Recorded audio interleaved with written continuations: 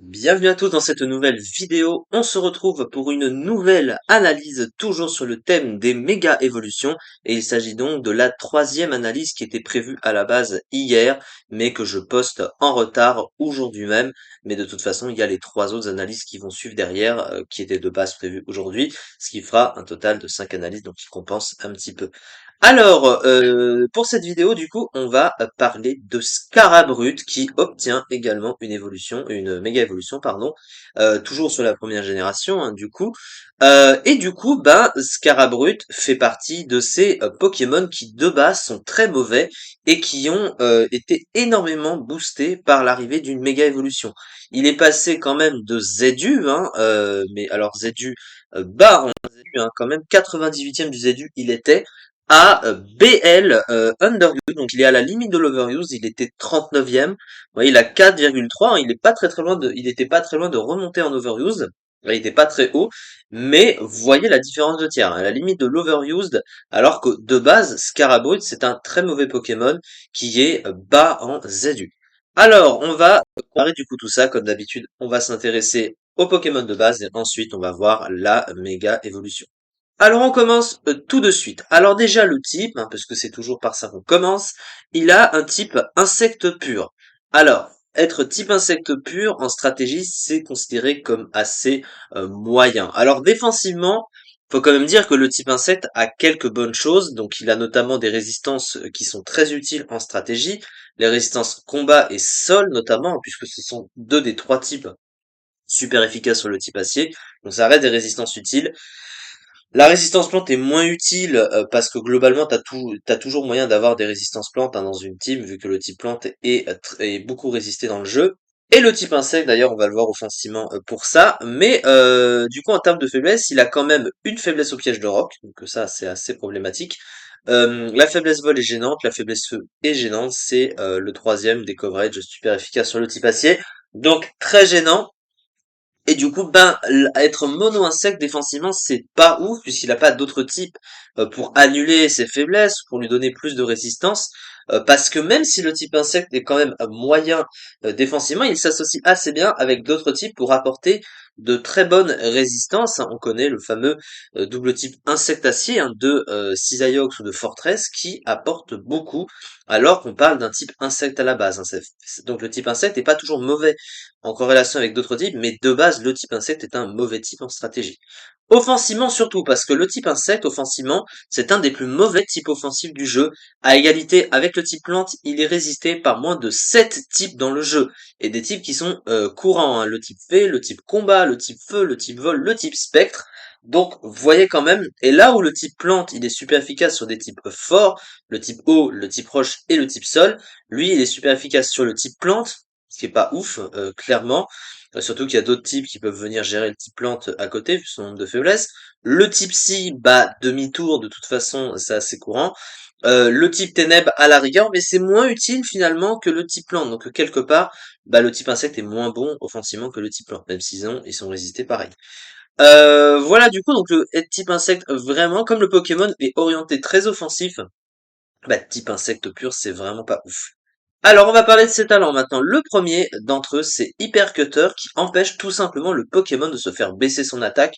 Comme il tape fort sur le physique, c'est un peu son principal atout.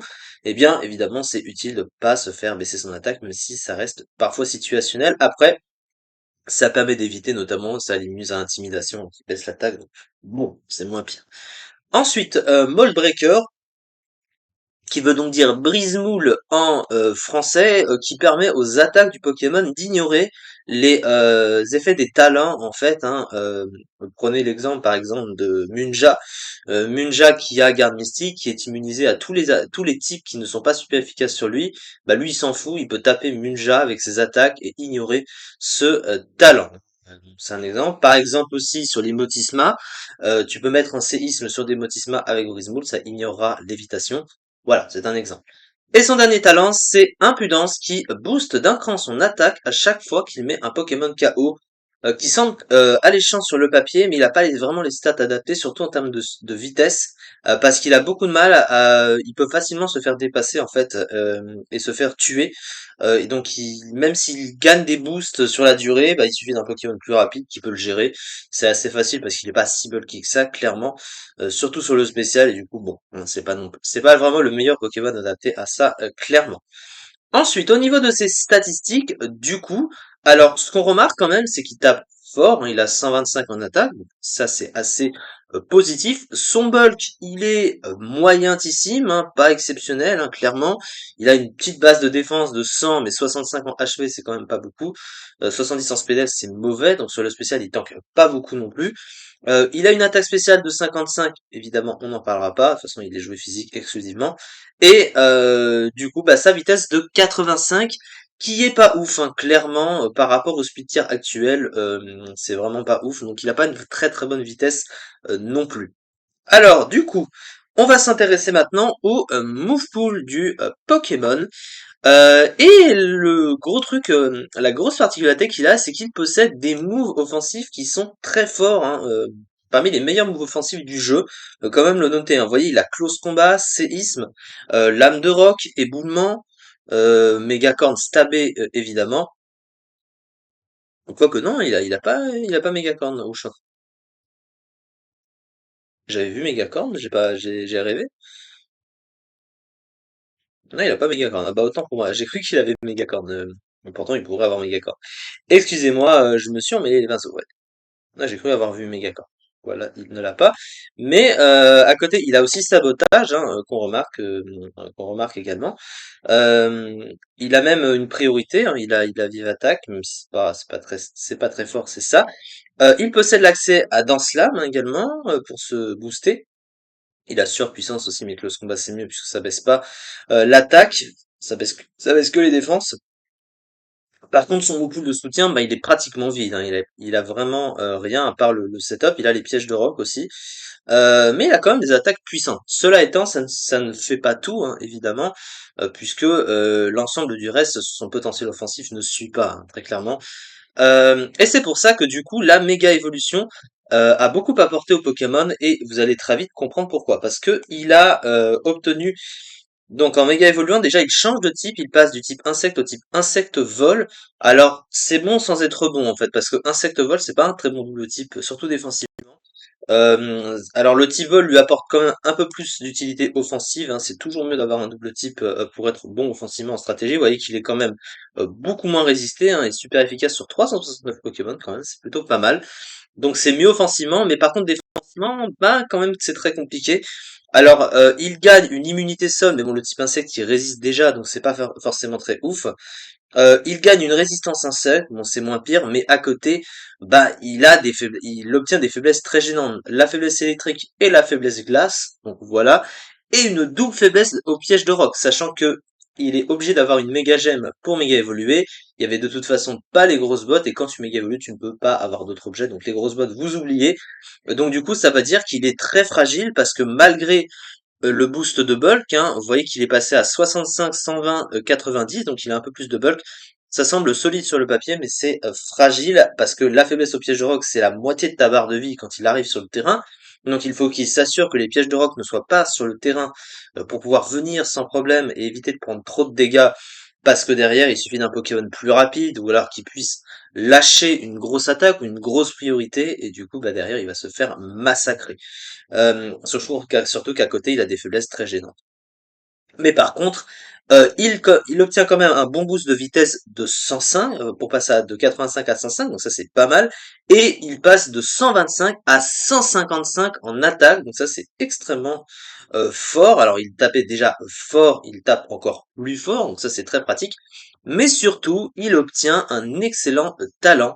Il s'agit d'Aerilate. Alors, peau céleste, du coup, en français, qui fait que les attaques de type normal vont passer de type vol, donc vont avoir le stab de type vol qui va avec, et en plus ça rajoute un bonus de 20% sur cette attaque, sur les attaques qui donc ont pris le type vol en étant de base de type normal.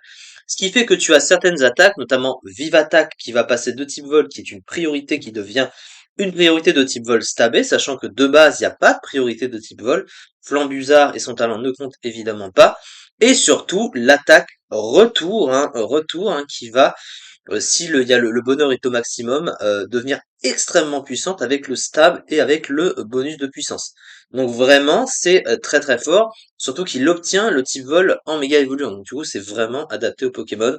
Et ça rend un Scarabrut un peu nul, hein, enfin très très nul, à un truc beaucoup plus fort et beaucoup plus adapté. Et regardez le décollage d'usage, hein, clairement, je rappelle, hein, qu'il est et donc du coup 39e, hein, de l'Overuse. Donc il est BL, mais enfin il était BL, mais du coup vous voyez, hein, il est passé de ZU 98e à ça quand même, c'est impressionnant la différence de tiers qu'il a obtenu. Du coup, la fiche stratégique. Alors on commence avec Carabrut de base, donc excellente attaque et bonne défense, accès à deux très bons talents, brise-moule et impudence. Move pool relativement riche, avec notamment un accès à Dance Lame. Un type insecte simple, moyen tant offensivement que défensivement. Un talent impudence bon sur le papier, mais peu efficace en pratique à cause du metagame et de son type. Vitesse un peu trop juste pour apeurer les équipes très offensives. Et du coup, pour la méga maintenant, alors excellente statistique en attaque et défense, le talent peau céleste très utile, bon ou pool, accès à des attaques de priorité et à d'un slam, mauvaise statistique en point de vie, le rendant assez fragile et faible au piège de roc et au type roche. Du coup, donc c'est ça du coup pour cette vidéo. Voilà, on a fait le tour sur cette méga évolution et on se retrouve donc prochainement pour la suite, toujours sur la première génération et eh bien on fera les dernières normalement. Voilà, on fera les trois dernières qui sont apparues en première génération et du coup, bah demain on fera forcément les suivantes des autres générations.